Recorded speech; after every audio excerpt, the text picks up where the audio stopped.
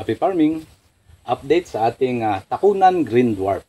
At shout out sa aking follower o sa ating subscriber na si Lakbay Pangarap. So shout out sa iyo. So ito na yung update ng ating takunan green dwarf. So ano ba yung mga katangian ni takunan green dwarf? Una, si takunan green dwarf ay mayroong aesthetic value na kung saan magandang tingnan pag siya ay ganito kababa tapos maraming bunga.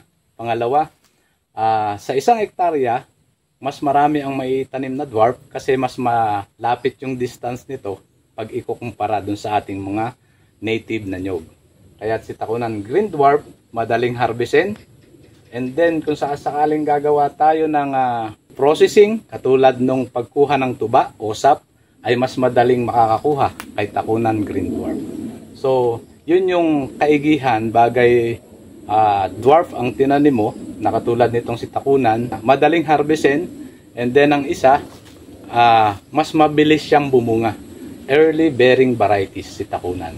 So yun yung mga advantage niya pagdating sa processing halimbawa at saka yung sa pagtatrabaho. Kaya lamang, siyempre dahil siya early bearing trees o early bearing variety, mabilis siyang bumunga pero maiksi din lang yung lifespan niya pag ikukumpara natin dun sa ating mga native variety.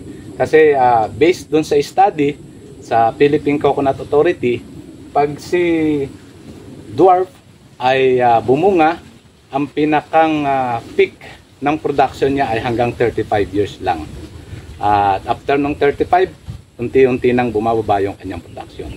Hindi naman sa lahat ng pagkakataon ganon, kaya lang based sa study, 35 years, pag na-attain niya yung age na yon, dahan-dahan nang bumababa yung kanyang production. Technology adoption mula sa Philippine Coconut Authority, ang tinatawag na Group of Tree per Hill. So ayan siya.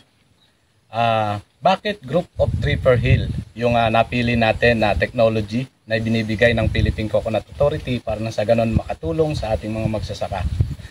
Unang-una ay may nais kong banggitin yung mga advantage nito dahil pag group of tree per hill ang ginamit mo, mas marami kang maitatanim sa bawat isang hektarya. Nakadesign ito sa sap production na kung saan pagka nagbunga na siya, mas madali tayong makaharvest ng sap o yung pagkakaret, pangungulekta ng sap. Dahil kung ito'y tumaas na, lalagyan lang natin ng kawayan, mas maiksi yung kawayan na gagamitin natin dito sa tatlong puno ng nyog na to. So yun yung advantage ng group of tree per hill. Ang isa pa, kalimitan ito ay ginagamit na technology sa mga coastal area, sa mga lugar na mahangin, para nang sa ganon ay hindi siya mabilis matumba. Dahil pag nag-overlap na yung kanilang mga ugat, nagkakatulungan sila para magkaroon ng resistance sa hangin. So yun yung isang kahalagahan ng group of tree per hill. At sa katulad nitong lugar na to, medyo mataas, at medyo mataas yung elevation, kaya inadapt natin yung G3PH ng Philippine Coconut Authority. Kaya salamat sa ahensya sa Philippine Coconut Authority dahil nagkaroon tayo ng kaalaman at idea patungkol sa mga bagay na ito sa pagtatanim ng nyog. So ayan, pakita natin yung na marami na siyang magiging bunga. Meron siyang unang dalawa, then katulad yan, ang dami ng kanyang buttons na pag na-develop ito, magiging magandang tingnan dahil marami yung kanyang ibubunga. At ayan. So, inaasahan natin sa mga susunod na panahon ay masasabi natin na maganda na siyang tingnan dahil marami siyang magiging bunga.